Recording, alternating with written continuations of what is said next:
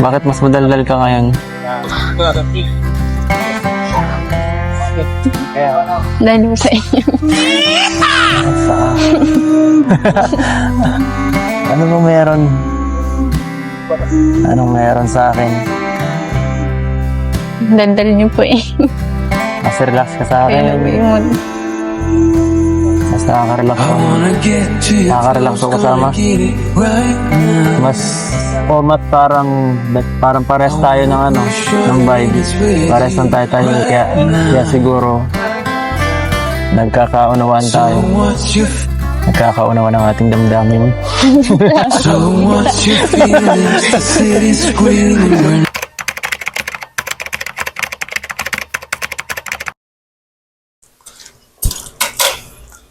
Ayun. So, good morning, good afternoon, good evening po sa inyo lahat, mga kalingap po, ano? Ito muli ang inyong lingkod, Batang Elio po. And saan man po kayo naroon, mag-iingat po tayo palagi. At ang grabe, no? Napakainit po ngayon. Pero ang pag-uusapan po natin ay sing init po ng panahon. Ang EDSI po, guys, no? Dahil padami po ng padami ang nagsasabi na isang joke lang ba ang panliligaw ni Kalingap Edu kay Viancy. At yan ang bibigyan natin ng hostisya. Grabe, hostisya na to. Pero bago yan, no? Bago natin pag-usapan yan, ay tuloy lang po nating suportahan ang lahat po ng proyekto ng Team Kalingap sa pangunguna ni Kuya Bal Santos Matubang at Edna Vlogs at syempre si Kalingap Rob po, no? So, huwag na natin patagalin at pag-usapan natin to. Pero bago yan, eh, panoorin po natin ang video para mabigyan natin ng hostisya bawat galawan nila. Let's go!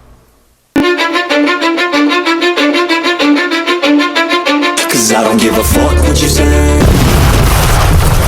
Kasi aalis sila Rob eh. At tuwing ma-vlog lang naman kita nakikita. Nakakalungkot. Paano yan? Pwede ba akong bumisita sa inyo paminsan-minsan? Fit naman po. Pwede. Pwede. At ayan, siyempre ayoko naman pumunta doon ng walang paalam eh. Bilang respeto na rin kay Pinsan. Tama na. Baka sabihin nila take advantage ako, baka ako ma-report. Pero wala naman video. Well, Kalingap Edu, ano, isa ka sa mga iniidolo ko na K-Boys. Sa K-Boys, no? At alam na alam po namin lahat yan na mga lihitimo na reactors kung ano yung galawan mo. Ikaw po ang talagang napakalaki na respeto kay Kalingap Rob sa pamilya Matubang po, ano? Sa mga tsuhin mo, tsahin mo, mga pinsan mo. At never po namin nakitaan ka ng paglabag sa rules ng Kalingap. Lalong-lalo na sa mga pagbibideo na walang paalam sa mga subject ni Kalingap Rob, ano? Never mong ginawa yon. Kaya huwag kang mag-alala, linis mo ng record mo, Idol Edu. So, pagpatuloy mo yan, bilib ako sa'yo. Saludo! Mabisita lang. Okay lang yun. Ano man po? Ha? Sigurado kasi matagal yun eh. Mamimiss kita eh. Kamera. Ayoko pa naman pag picture lang or chat lang. Iba talaga pag personal. Mas maganda ka sa personal. Wala na naman po kayo. Okay. Grabe, bakit pagka minsan, ang isang babae, pag sinabi mo yung totoo, kunwari, sinabihan mo na maganda siya, bakit sinasabing binobola mo sila? Minsan, hindi wala ba silang believe sa sarili nila? Or depende rin po sa pagkakasabi at depende sa nagsasabi. So, yan. Isa yan. Kaya pangiti lang kita. Gusto ko kasi lagi nakikita ang magaganda mong ngiti. Wala po eh. Yun yung reason. Seryoso nga. Ang ganda. Oh, seryoso? Seryoso daw. Habang tumatagal. Kayo guys, sa tingin nyo si Viancy ba ay talagang maganda? Kasi sa akin, nagagandahan talaga ako sa kanya eh. Kakaiba yung niya, kakaiba yung mukha niya. Parang inosente na napaka-sweet, sobra. Doon ako nagagandahan sa kanya. both fit. Tara. Gusto mo maglapit lang konti? Sige. Para Waiting mas masarap dito kapag umaga. Ganda nga na lugar, no? Walang tayo na sa inyo. Oo nga. Ano naisip mo ngayon? Po. Anong iniisip mo? Para laging malalim yung iniisip mo eh. Siguro po madami na kayo dito, hindi na lang ano. Poink. Grabe yung pananahimik ni Biancy. Yung pala yung nasa isip niya, guys, no? Yun ba ay sign na isang pagdududa or curious lang siya? Marami din nila ah. Ano yung sabi mo dyan? Yung mga tinutulungan ko. Ayun naman pala. Dinadala ko minsan dito. Naliligo kami. Ay, opo, yun ano po. Papanood mo naman siguro. Like, Supported ka eh. Alam mo yun. Ayun naman pala, guys. Kumbaga, wala lang talaga masabi si Biancy. Wala maisip na sabihin. Alam naman pala niya. ever wonder. So, maligo? pambira. Hindi po. Hindi po. Hindi po. Grabe. Hindi po. Babasahin kita. Wala kang bisan? Malamig po kasi ako na. Fix her up. Gusto ko lang mahawakan yung kamay mo ng konti. Kasi Chancing. Waiting. okay na baga. Hindi na magaspang. Ayos. Hindi na po kasi masyadong nahihirapan paglabot. Nice. Yung kasi ang gusto ko, dapat lang, dapat inaalagaan. Dapat Sweet. inaalagaan.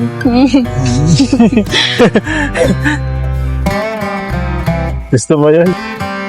Gusto mo ba inaalagaan niya? Ay, kaya ko na malagaan sarili.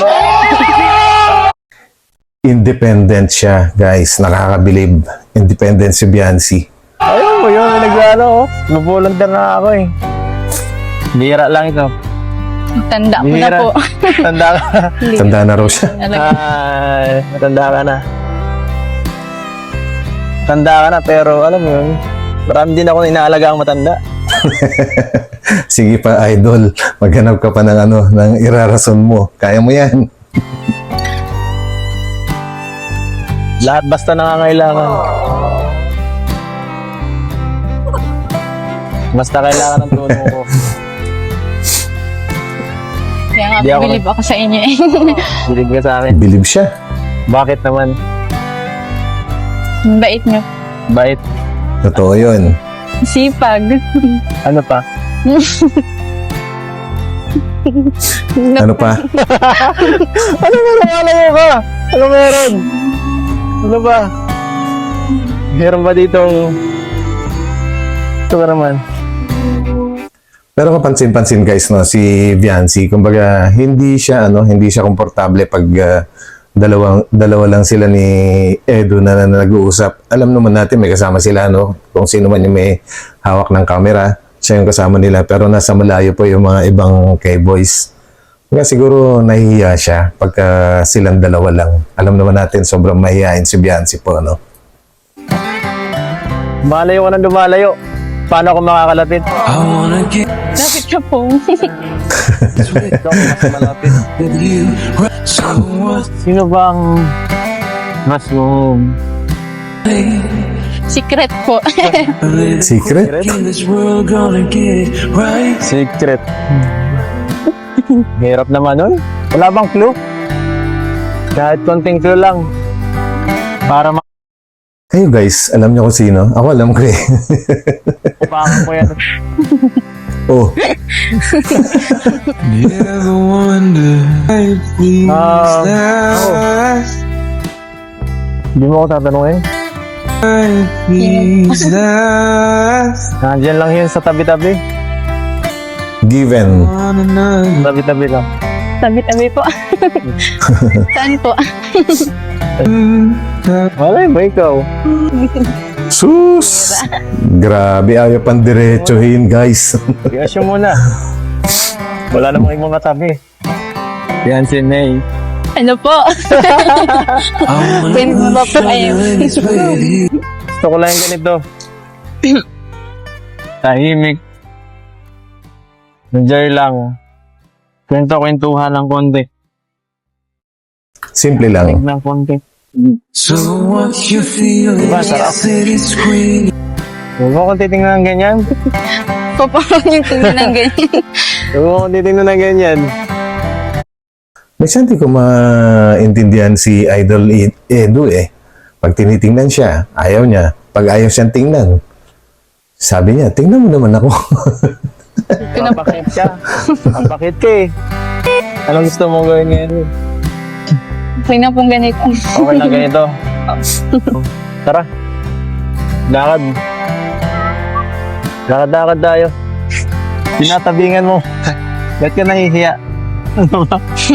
Kala ko mag-okay ka na. Kala ko okay na tayo. Days are Dahan lang. Kayo po. Masyado ka mabilis. Nagmamadali. Kailangan mong kumalma.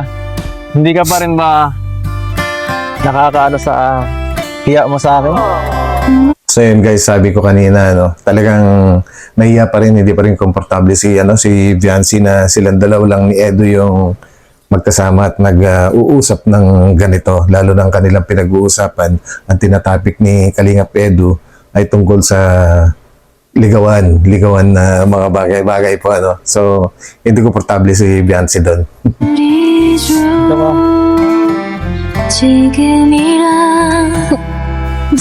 Ibig po sabihin, talagang hindi pa siya ready, ano? Kasi bata pa naman talaga po siya. Pero, ito naman si Kalingap Edu, tingin ko naman po, ano, ay yung mga galawan niya, ay hindi naman niya, pinipersa si Viancy o paligawan. Sa tingin ko nga, talagang nagkikare lang siya. Yun, sarili kong opinion po yun. Ewan ko naman sa inyo.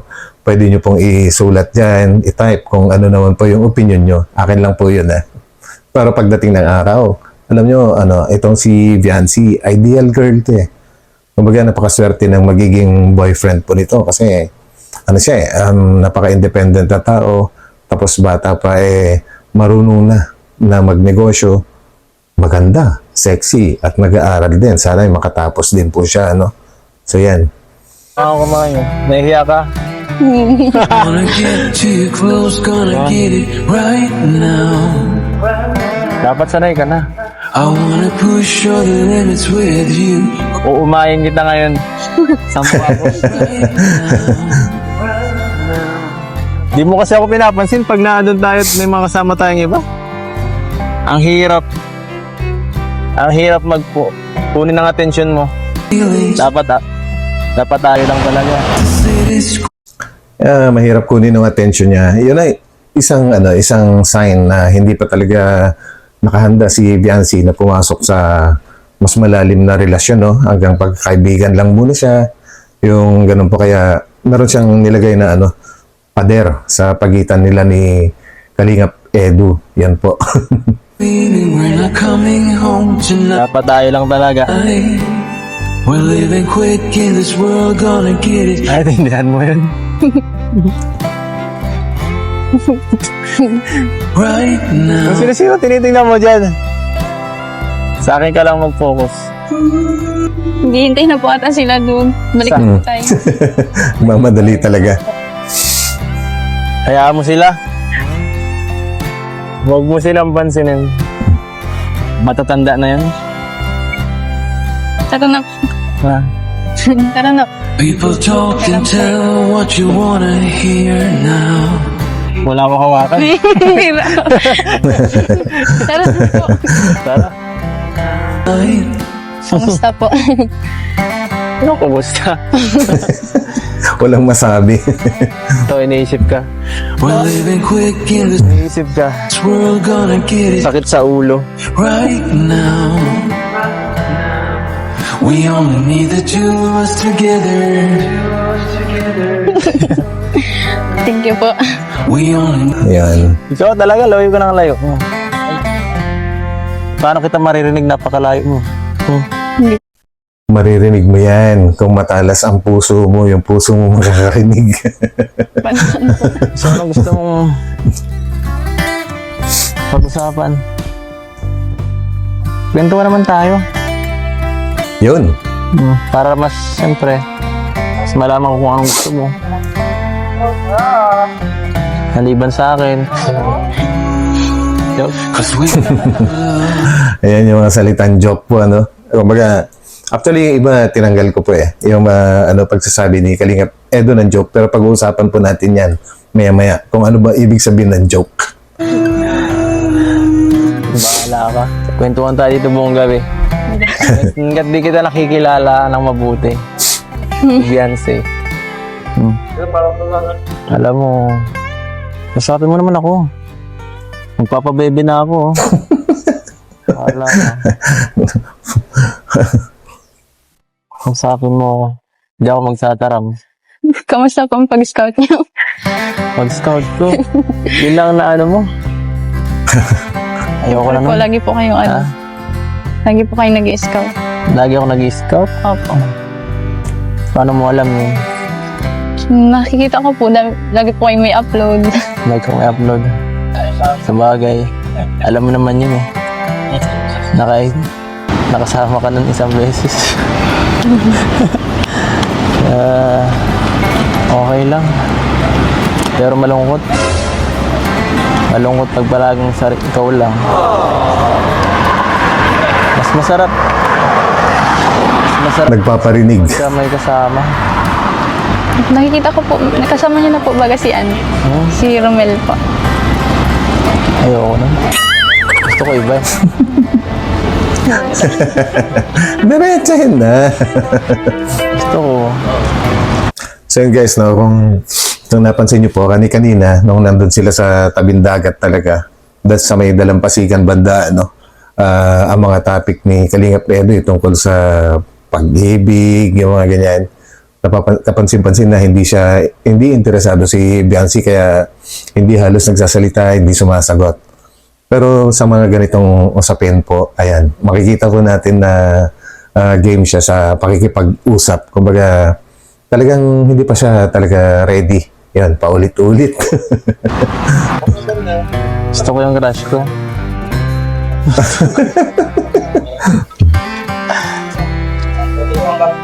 Gusto ko yung isa dyan. Gusto ko yun ang kasama ko. Marami. Ano ba ang mga tipo? Grabe mga titig ni Beyonce, ano? Ang mga tipo mo sa lalaki para naman makapag malay mo, hanapan kita. Hindi ko po kailangan muna. Ano? Yun, hindi taon niya muna kailangan ang isang karelasyon. Bata pa siya. Sa bagay. Okay na ako eh. Joke lang. Joke lang. Hindi ko pa po So yun guys, no, napansin nyo. Okay, pag-usapan naman natin yung salitang joke. Napansin nyo pagkasabi ni Edu na joke lang. And every time na sasabihin niya yung joke lang, ang reaksyon ni Beyonce, wala lang, blanco. Bakit ganun? Pag-usapan natin, ano ba yung joke? Guys, para sa akin kasi ang isang joke, may ano yan eh, kumbaga hindi buo na biro. Kalahati dyan katotohanan po. No? Ginagamit lang yung salita kadalasan ha. Ewan ko sa mga experience nyo, pero sa akin, madalas na-experience ko to or naririnig ko sa mga ibang kakilala ko or kaibigan ko, no? Tuwing may sasabihin sila sa isang tao at hindi maganda yung reaction nung sinabihan, sasabihin joke. Para naman, hindi masyadong kahiya-hiya. Kumbaga, depensa yun eh. Parang defense mechanism. Yun po para sa akin ang isang paggamit ng salitang joke. Marami po yan eh. Marami. Basta ang isang joke para sa akin, kung hindi mo masabi ng diretsahan yung gustong-gusto mo sabihin, sinasabi mo joke. Pero ang totoo niyan, dito, tunay. Yun po ang kadalasan ay ginagamit yung salita na joke para naman hindi mapahiya yung nagsasabi kapag hindi nireaksyonan na maganda yung sinasabihan. Sa akin lang po yun ha. Opinion ko yun. Ewan ko lang din po sa inyo. Ngayon, kung meron kayong opinion, type nyo po sa baba. Pag-usapan natin yan. Hindi mo pa kailangan. Tama ka. Tinitest lang kita. Ayun no. Tinitest lang kita. Napakasarap. Yun ang isang resulta. Yun yung sinasabi ko. Pagka hindi tama yung reaksyon ng sinabihan, ikaw ngayon na nagsabi ang medyo bababa, magpapakumbaba. Kumbaga, aayusin mo yung kaunting gusot na ginawa mo. Mamaya, saan ka matutulog? Malayo to ah. Kala Ate Joy po. Kala Joy. Tingnan po natin Joy. Oh. Hindi ka naman nalulungkot doon. Doon naman po sila. Makulit yun si Joy. Baka ma-out of place ka doon. Iba laging gusto nun eh. Hindi naman po. Hindi ko Bait siya, no? Bait si Joy, kumbaga siya, kalog. Yan po. tinaimik. Ako lang naman ang kaano mo eh. Ako lang na nakakausap mo ng ganito. Nakakausap ko naman po sila Ate Joy. Hindi. Doon po. So yun, si Kalingap Edo naman po ay nag-worry na baka ma-out of place itong si Biancy kina Joy po dahil sa pagkakakilala ni Edu ay talagang tahimik nga itong si Biancy. Pero pagka puro babae naman siguro kasama niya, sasalita naman yan. Pag naandun po kami. Pag nandun ka, hindi no. Mas madaldal ka ngayon. Bakit? Bakit mas madaldal ka ngayon? Madaldal siya ngayon kasi gusto niya yung pinag-uusapan. Ikaw talaga, idol. Dahil po sa inyo. Ayun. Ano bang meron? Anong meron sa akin? Dandal niyo po eh. Mas relax ka sa akin. Yun. Komportable siya. Mas nakaka-relax I ako. wanna get to you. Nakaka-relax ako Gonna kasama. get it right now. Mas parang pares tayo ng ng vibe. Pares lang tayo kaya siguro nagkakaunawaan tayo. What's your Nagkakaunawaan ang ating damdamin. Ay! what's your feelings? The city's screaming. Grabe. Magkakaunawaan ng mga damdamin. O, ayos to. We're not coming home tonight. Well, Bira ka naman, no? this world gonna get it right now. Nag-uusap lang po. May inggit yan. Kasi may makasama akong maganda. Yan, pagkabulero niyo po. Ano? Ayun na naman, bolero. Meron po kayo masyado. Bolero. Sinasabi ko lang nakikita ko. Yun. Hindi ako sinungaling, no? Hindi ako ganun pinalaki. But they all disappear. Tumingin ka kaya dito. We don't need the two. Ayan, idol, pinapatingin mo siya. Pero pag tumitingin naman siya sa'yo, meron ka rin sinasabi. Ano ba talaga? Us together. Yan. Di mo kayang tagalan? We only need the two of us together. Guys, hindi niya kayang tagalan. Hindi kayang tagalan ni Biancy makipagtitigan or nakatingin kay Edo. Baka kasi baka ma-in love siya. So, iwas na lang. Cause we got love. Hindi mo kayang tagalan. Hindi ko na po kaya tagalan eh. Cause we got Hindi mo pala kayang tagalan eh. Why don't you do Uy, it right now? may pasulyap yun ah. Salamat sa time ah. Salamat dahil pumunta ka. Nagbigay ka ng oras para sa akin. Salamat. Gusto, important, yun? Malaking bagay sa akin. Welcome po. Hmm? Thank you din po. Kasi Ganda.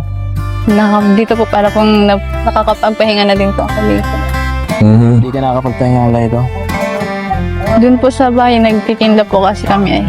Kaya nga, parang mas busy ka simula nagkatindahan ka. Opo. Kaya, kailangan mo rin ito. Kailangan po Thank you minsan-minsan. din po. Ang ganda rin po pala pag ganito. Ang ganda rin po pag ganito. Magandang kausap. Opo. Bonding. So yan no, kumbaga nakakatuwa din na na-experience ni Biancy sa ngayon sa pamamagitan po ng pagsama-sama niya sa mga K-Boys sa Kalingap po, no?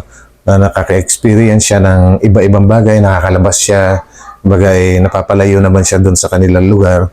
At yung mga ganitong bagay, yung mga nakaka-relax. Ayan, sa tingin ko ay talagang taos puso yung pagkakasabi niya ng salamat. Ayan. Nakakausap ko po kayo. Nag-share po kayo ng ano tungkol sa inyo.